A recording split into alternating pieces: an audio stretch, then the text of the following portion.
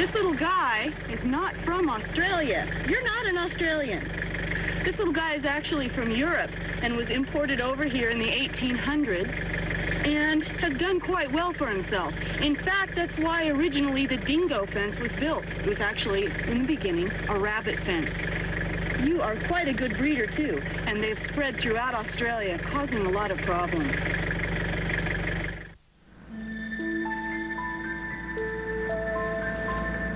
While spotlighting for rabbits, Steve spots something he never expected to see in a lifetime, an amazing frog that lives deep in the outback. I just love frogs, and this is such an experience, such a privilege for me. The rains that we've just been through have stimulated these little blighters to come out of their burrows. These are Cyclorana, and they're water-holding frogs found in the most arid conditions in Australia, possibly the world. They build like a little plastic membrane around their body, and they'll bury themselves deep into this clayish mud-type stuff, and they can stay under the ground for years, literally years, without any water. And as soon as it rains, get a puddle like this, that envelope will break, they'll break through it, they'll tear their way out, and away they go. They'll start feeding, going through their mating cycle and breeding, and then they'll dig themselves back into the dirt, into that clayey stuff again, until the next wet season. Very important. Australia's water-holding frogs are very unique. They have the ability to retain water in their bladder.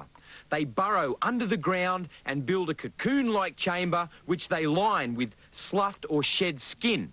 This chamber allows the frog to survive extreme heat and long dry periods, sometimes several years in length.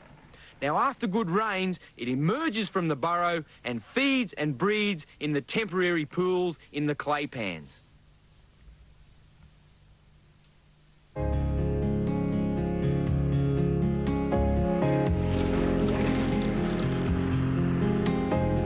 The water lying around here in one of Australia's most arid regions came from somewhere else.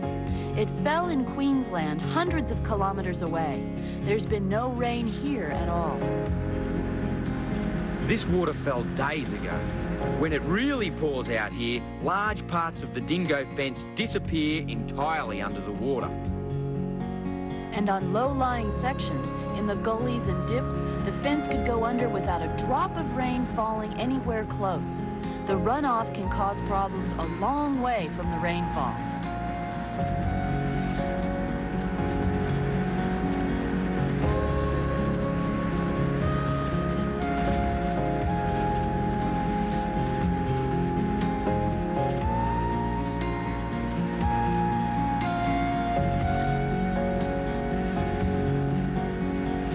This is one of the rare sights of the outback.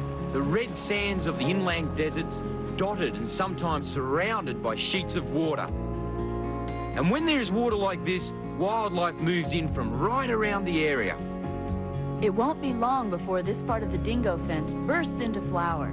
We won't be here to see it, but after rain, there's an explosion of wildflowers. And for a short time, the desert blooms.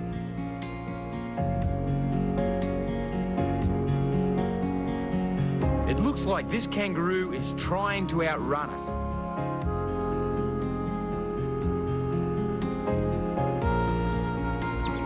All the life that survives in this harsh climate relies on these occasional rains. The water won't last long, so the wildlife takes full advantage of the few short days before the water evaporates in the outback heat.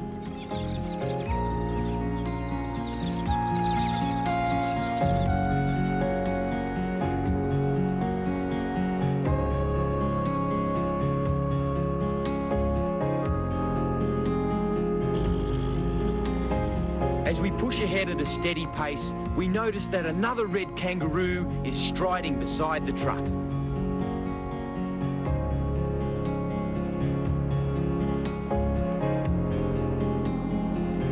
We decide to stop so Steve can take some photos.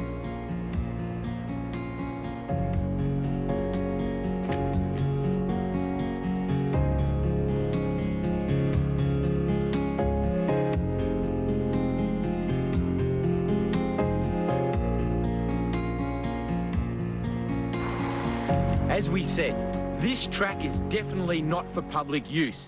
We've already seen the dangers from the weather conditions and poison baits, and now we find another trap for the unwary.